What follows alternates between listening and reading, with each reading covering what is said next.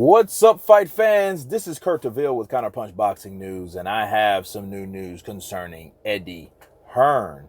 Eddie Hearn has announced that he is willing to consider 50-50 to either Tyson Fury or Deontay Wilder, depending on who wins out of their WBC/lineal championship fight in February.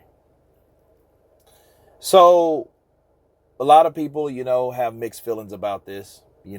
Eddie Hearn explained that this time last year, there was no way, even when they were both offered 60-40, there was no way that 50-50 would be an option. But because of those guys using Anthony Joshua's name, fighting each other to a draw, Deontay Wilder knocking out Dominic Breazeale in dynamic fashion in one round, making viral videos and world or nationwide recognition for those knockouts. Tyson Fury with the WWE, he's been, and then of course with his powerhouse contract with ESPN, he's, both of these guys, long story short, their profile is raised, Now, is it 50-50? I doubt it would be 50-50 or should be 50-50, because, the whole argument was, what are these guys worth? What do they bring to the table market-wise? How bankable are they? That's what you deal with when you're dealing with Joshua.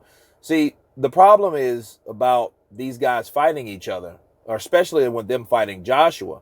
Joshua was so much higher above them, okay? Above their pay grade, above their marketability, But since Joshua has taken an L, but he has regained those titles, which makes him 2 times that makes his resume that much more interesting, okay? That much bankable, okay? Now he has another title. He's a 2-time title, so he's got back what he's lost. So he's beating the guy that beat him, So yeah, he's earning his stripes, but it does not, and it did not hurt his marketability. Now, the thing is, the million dollar question to everyone is, are these guys worth 50-50?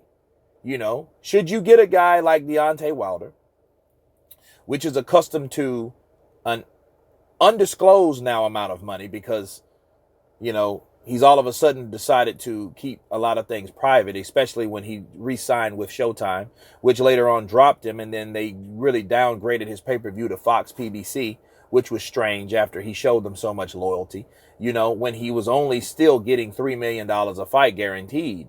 If you were that big of a bankable commodity, you would get a lot more than that. We know this. Tyson Fury, he's doing his own thing. He's wrote a book. He's fighting on WWE in Saudi Arabia. He's getting millions on top of millions. In the contract, a lot of people tried to, they tried to discredit it. They tried to, debunk that he wasn't getting the amount of money that he was getting. But he's still making waves, and Tyson Fury was doing his own thing. Meanwhile, Deontay Wilder was fighting the same people that he fought before. Now, with the 50-50, it's one of those things where a guy won't budge on what he feels that he's worth, okay? They offered the man $100 million. I think now, looking at that, that was a mistake, simply because you offer a man $100 million, now he's going to think he's worth $100 million if he accepted it or not, because he was offered that. You know what I'm saying? So, well, $120 million. Okay, so it's tricky with that, because you go to certain lengths to offer this guy, a fight that he claims that he wants, but then he turns it down. So basically, that's where we're at. So with Eddie Hearn, me counterpunching Eddie Hearn with his statements, I think he was more or less referring to Tyson Fury more so than Deontay Wilder. And let me explain that. Tyson Fury, like he stated, he can call Tyson Fury. They shoot the shit from time to time. He talks shit at Fury. Fury talks shit back at him. They have a relationship.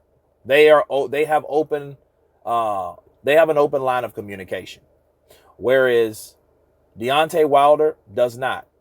He cannot call Deontay Wilder. Deontay Wilder, and if he tried, he couldn't get through. He couldn't talk to any of Deontay Wilder's people. So there is no communication with these people.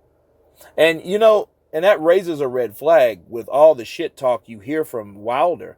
But then yet someone he's claiming that's a coward, that's scared, they can't even get in contact with this motherfucker. So I'm like, well, if these guys are this and that, how do we know that he's scared or he's a coward or he don't want to fight like you claim when nobody from that side can contact your people or you directly? That's strange to me. You know what I mean? It's like more of the bullshit consists of me knowing, like using common sense and saying, no, you don't want that fight that bad. Because if communication is that bad between you two, how do we know this is what you claim that this fighter is? How do you claim that Joshua is this guy that doesn't want to fight you when his promoter, which is Eddie Hearn, tries to contact your people and they can't get through?